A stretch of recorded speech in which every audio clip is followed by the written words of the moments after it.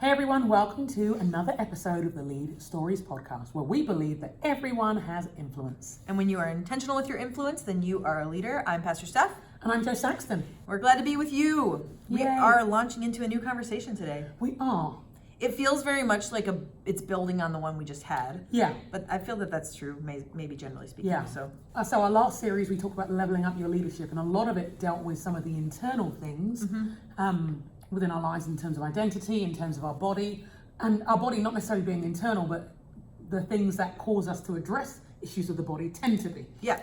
And as we were looking at that series and looking at community and our emotional and spiritual capacity, all of those things, I think in some ways, for me, I felt like this series came calling. Yeah, this series was like, good job, now let's talk about these things. And now I feel like I'm just kind of like building the tension for no reason. Do you know what I mean? It's not gonna. Well, let's find out. Say what it is and let's see how it feels. You know what? I can actually frame it.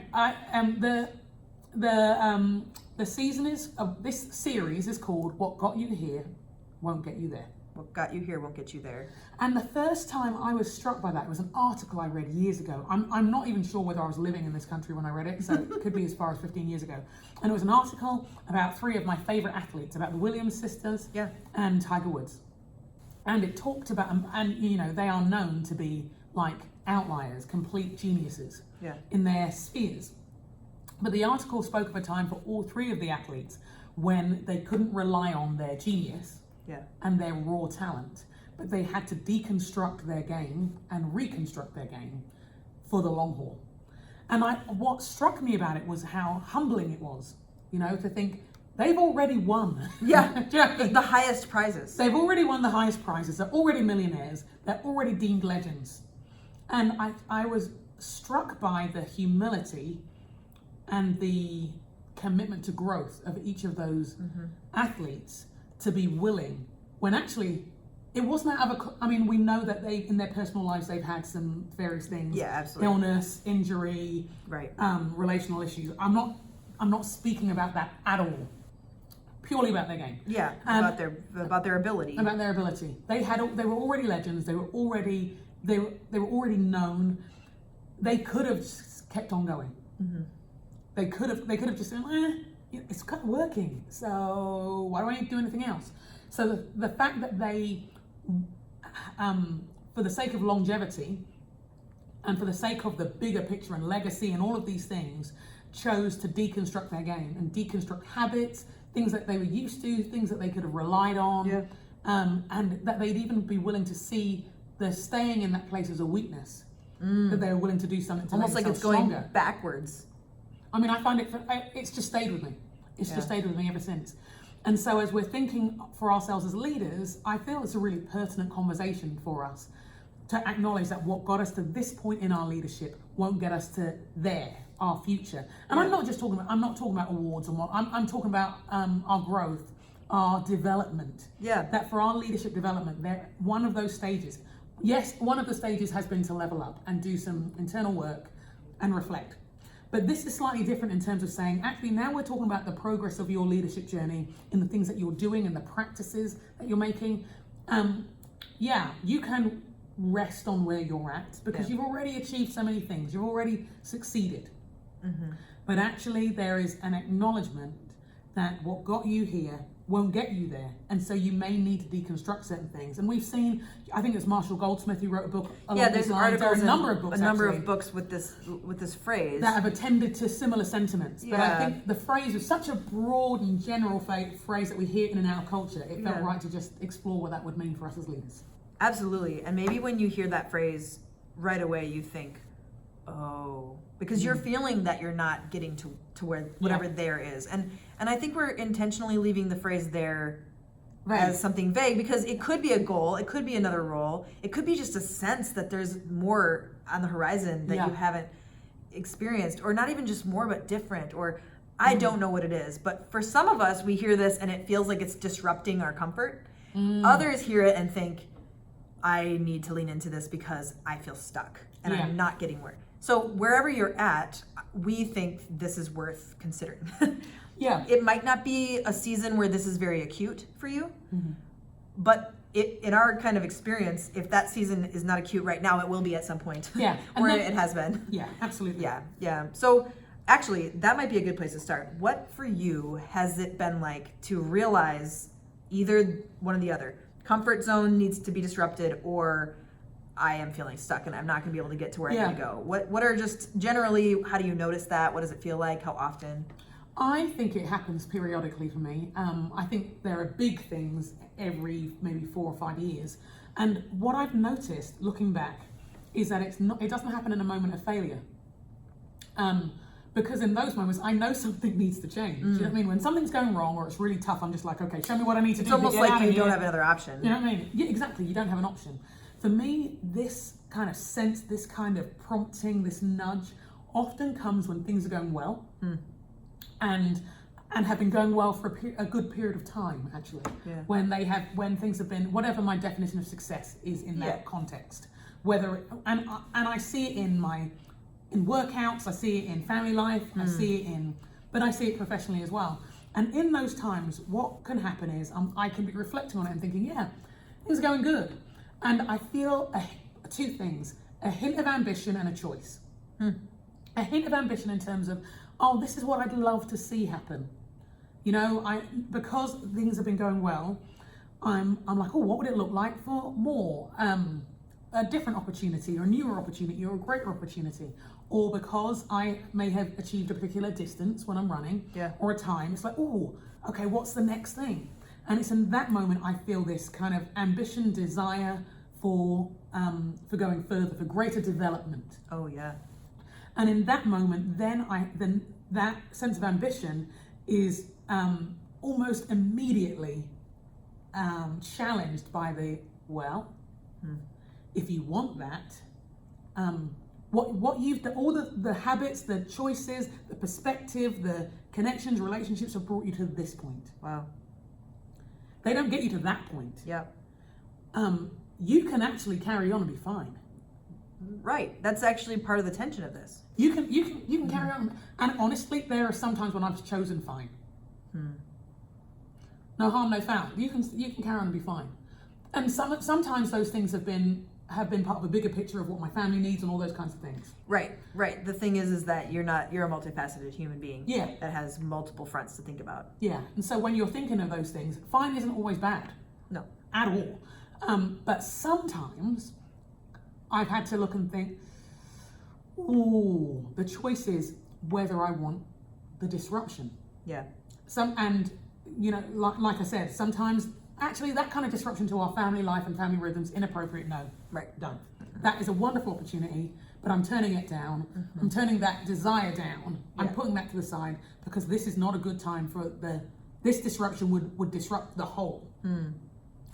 But there are other moments, and these are the other moments that I'm really kind of drilling on it right now as I think about this series, when actually the disruption would be good for me, but it would also be vulnerable for me. Yeah. The disruption would be good because it would change the landscape, but it would also be vulnerable because it would mean learning again. And I'm actually enjoying the fruit of what I've already learned. Yeah. I don't want to feel like a beginner again. Right. I don't want to deconstruct the things that have made me successful.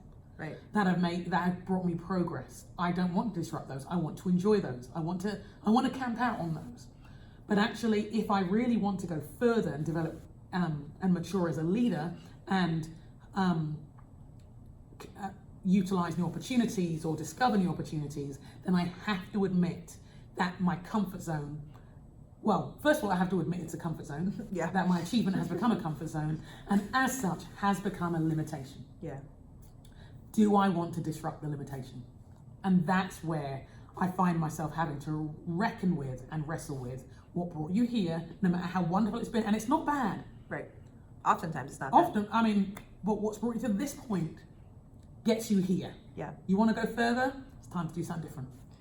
It's such a good moment to consider. I think there's reasons why we don't. First of all, the opposite of comfort is discomfort. Yeah. And that's hard. Yeah. I love that you keep bringing up the physical exercise because this actually we're not really talking primarily about physical body exercise. We're talking about leadership, but it's such a good illustration. Yeah. So a couple weeks ago, I did a different workout than I had been doing because I wanted to do like a little bit more whole body. Yeah. And recognizing that, me at my best is when I'm using all my muscles and all the muscle groups. Yeah. There's certain ones I like using more than others, and so I like it because it's comfortable. So then, and not only is it comfortable, but I enjoy it, and then I recognize after a little while, this isn't that hard anymore, actually. Yeah. So I ended up doing some lunges, and I had not been doing lunges. I've been doing plenty of squats. Well, let's talk about how those are two exercises that are, we're talking about the same thing, lower body workout. But there's a pain, yeah. oh my gosh, it was so painful. And I just think that's part of why we don't want to do it. Yeah. But the promise of that kind of stretching of a muscle is growth. Yeah. And I think our leadership is the same. And so it is one of those reality checks to say, getting where you need to go often means there is some pain and some discomfort, but I think we're here to say we think it's worth it. And it's an intentional pain and discomfort, because the irony with the example you gave, you're still exercising. Right. When you're doing your squats, you can still work up a sweat. It can still be really good for you and sometimes uncomfortable. Yep. But you've chosen that, and you've got some control over that, compared to the vulnerability and the challenge that doing something completely different, which you haven't mastered. Right. And it was very evident how I was not using all of my capacity, because those muscles would not have hurt if I had been using them. Yeah. But I was clearly not using them. And that was a way in which I was leaving a resource untapped, And so I like the image of the physical body because it's so tangible. But there's these questions then that we have. What are the areas of our life that are being untapped right now? Are those supposed to stay where they're at? Are they supposed to be disrupted?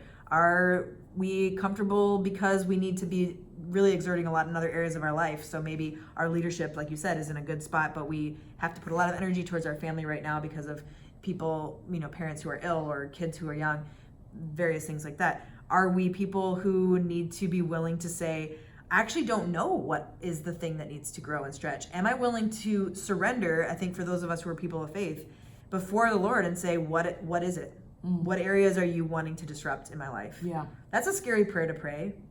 But I think, at least I'll say for myself, my definition of success in these areas, if whoever wrote the books that have titles like What Got You Here, What Get You There, I don't know for sure what their measure of success is. But I'll say for myself, my measure of success is, am I really joining God in the invitations that God has for me in my life? Yeah. Am I paying attention to the invitations that God has for me? And am I joining in, even if I'm scared, even if it means I need to have extra courage and ask God for courage?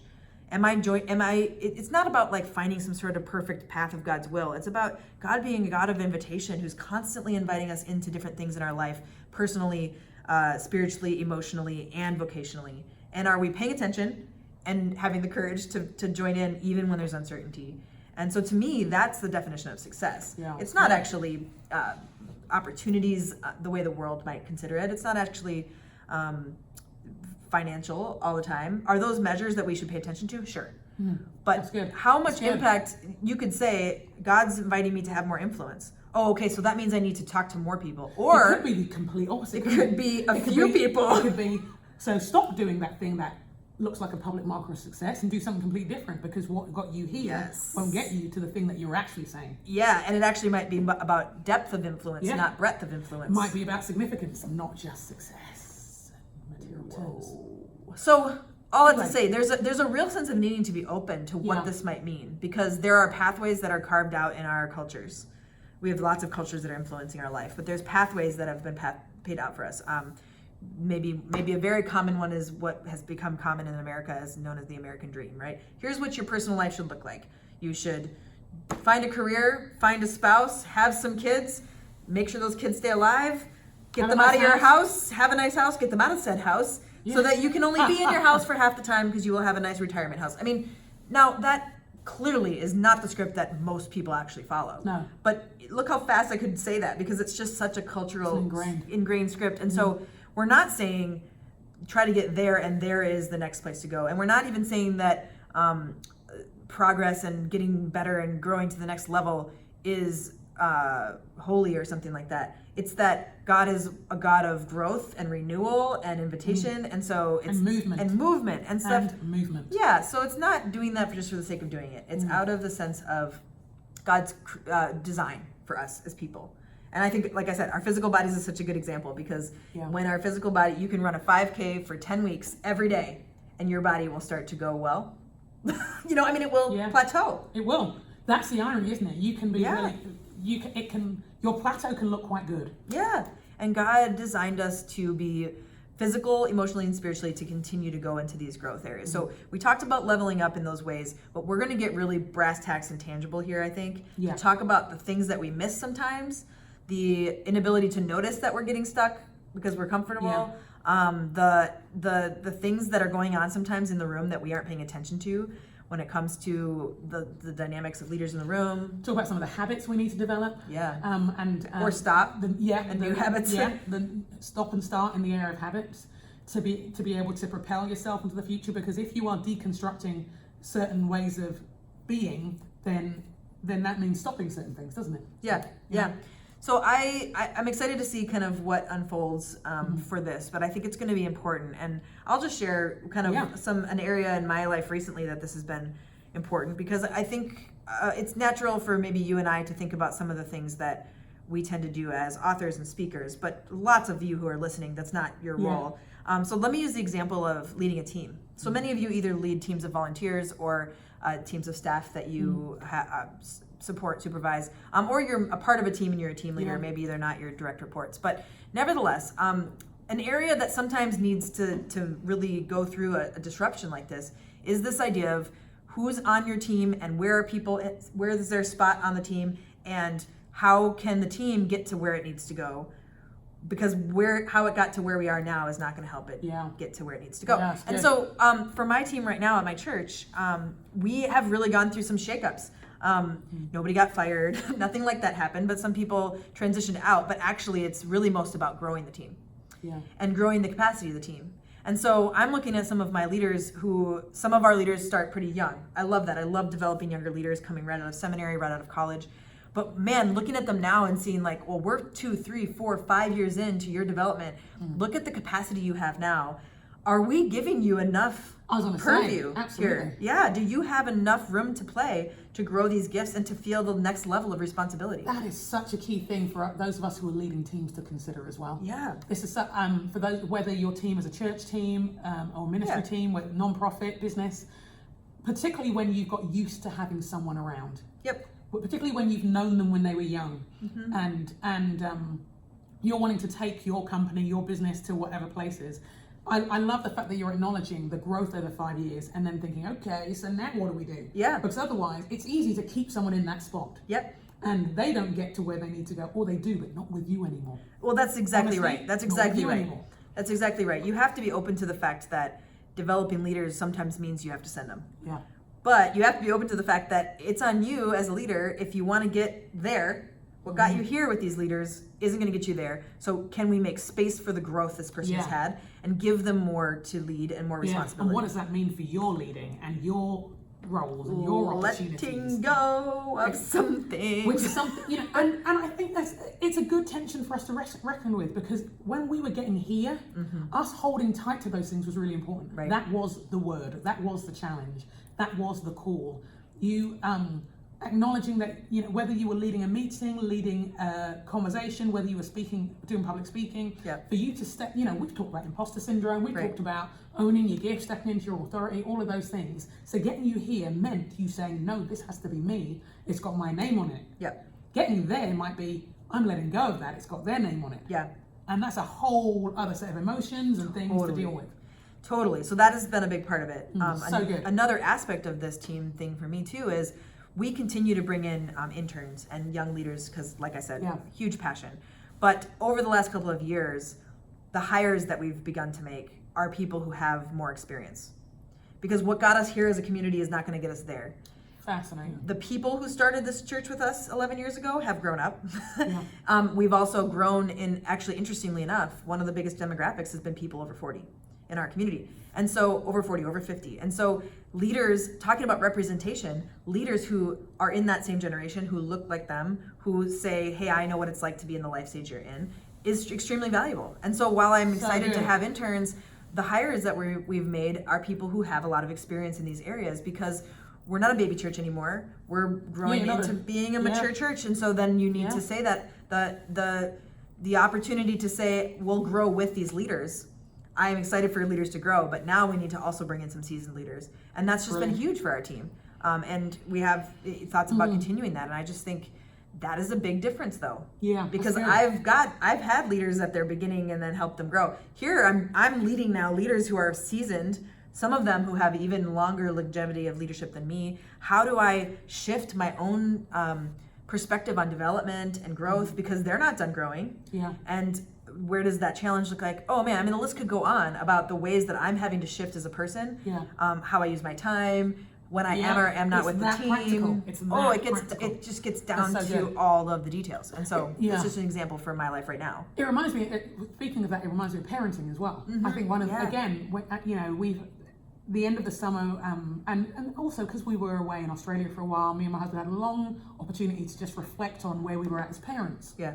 And more importantly, where our kids are at as children. In terms of their as growth. Teenagers. As no longer like reflecting, no longer looking at them as elementary school kids, but as teenagers, as a middle schooler and a high schooler. Yeah. And again, what God, then it was what do they need to learn? Now it's what do they need to learn? But we're preparing to launch them. Yeah. And what are the skills and have we got stuck on what they did at 11? Or are we investing in them in the same way? Are we listening to them in the same way? Are we training them, equipping them in the same way? Who are these individuals, these personalities emerging? And how does it change it?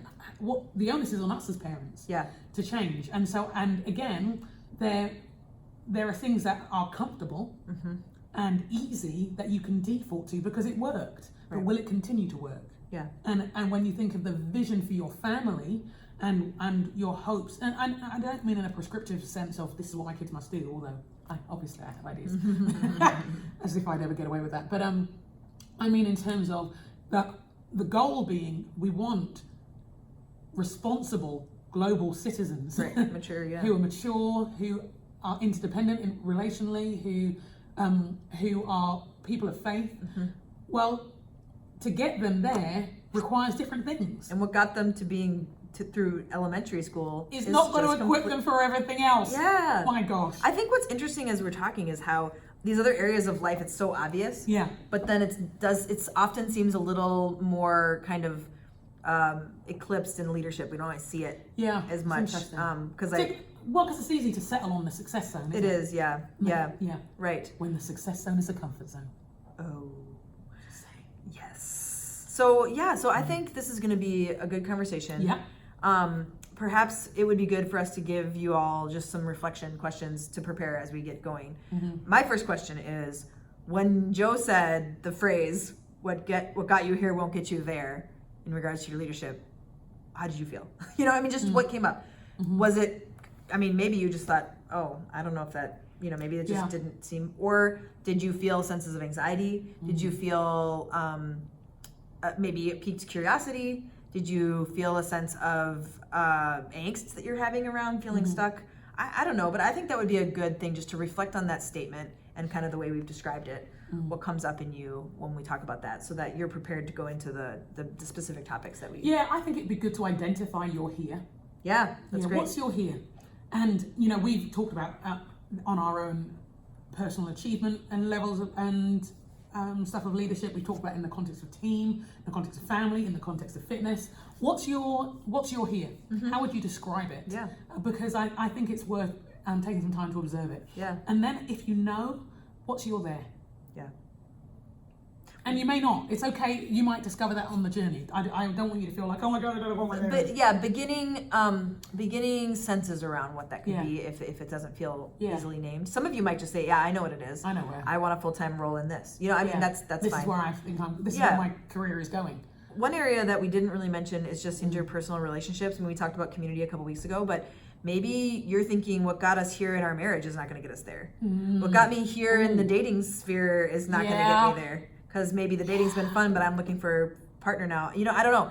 there's actually Lots of just so things. many areas of life where this Gosh. could be really I'm pertinent. actually really glad we're doing this series in a whole new way now. Yeah, and we're going to definitely talk about, the focus is going to be on your leadership. Yeah. But we, as you know, if you've been around us, we're always talking about holistic. Like, Yeah. what goes on in your relational life is going to have so much impact on your Yeah. leadership and all those spaces. And then also, your leadership is not limited to your roles vocationally. Mm-hmm. We are people of influence everywhere we Wherever go. we are. You don't really get to choose that, my friends. Like, Mm-hmm. you have influence. It's whether or not you're going to be intentional with it in those spaces. And that's really important.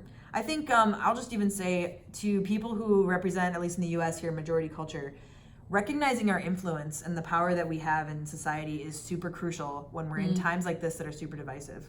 To recognize that what we say and the opportunity to speak to the things that are destructive is there. It's not easy. It takes a lot of courage, but our existence is not neutral. That's fascinating. We have influence. Yeah. So what our silence has influence, our voice has influence. Yeah. Our stepping away from a situation has influence. It influences the situation, and stepping into it does. Whether this is divisive situations around politics or race or gender or whatever it is in the spaces that we find ourselves in. It's not, you can't abdicate the responsibility of your influence. It's happening. It's happening. What I think it is helpful and important to recognize the cultural backdrop as well as and what's happening, because I think for my journey, as even in things like writing or whatever, or in leadership, it's been needing to be that my silence has had influence and my voice has had influence, and needing to own that. The getting me there has been the having to discard the assumptions that have been layered on me about what I thought I could contribute, that somehow I'd imbibed. Yeah. That I needed to fit into a particular mold. That wasn't. That you needed to talk about specific topics and not other ones. And not other ones. And this is where I fitted. And thinking, no, actually, I'm going there. I'm not staying here. Yeah. So I would say to us, I'd say to those of us who are women, I'd say to those of us who are not in the dominant cultures of our environments, that to think again of what your here and what your there is, and who defines that there. Who decided what the there was? Who decided what the there was? Yeah. Because God might be giving you a different there. And it really is not other people's decision. It is God's, like, your relationship with what God is saying to you in your life and his call in your life, and the people that you actually know you can trust. But the fact of the matter is that many of us are living out scripts that were not written by people who we gave permission to write those scripts. Yeah, they may have assumed permission, and we may have heard them so early on we didn't know that you could rip up the script. And sometimes the people aren't names and faces, they're cultural scripts, like we were talking about earlier. Cultural scripts. Yeah. That's good. Okay, well, I'm excited to jump into this. Me too. It's going to be good. Stick with us, friends. Yeah, It's going to be a fun adventure. Stick with us. And for those of you who are in our climate, happy fall. Yeah. And maybe it's pertinent that at least around here in autumn, there's a lot of change. And I think this is the natural things speak of the invisible. Natural things speak of the, I like that. All right, everybody, we'll see you next week. See you next time. Bye. Bye. Okay, YouTube people, isn't it great that the lights have stayed on? The lights stayed on because we're right by the sensor. It means we don't have that lovely blue backdrop. Yeah. But it means that we are seen, because when the lights are off, you don't see the blue backdrop anyway. Because it's dark. Okay. Bye.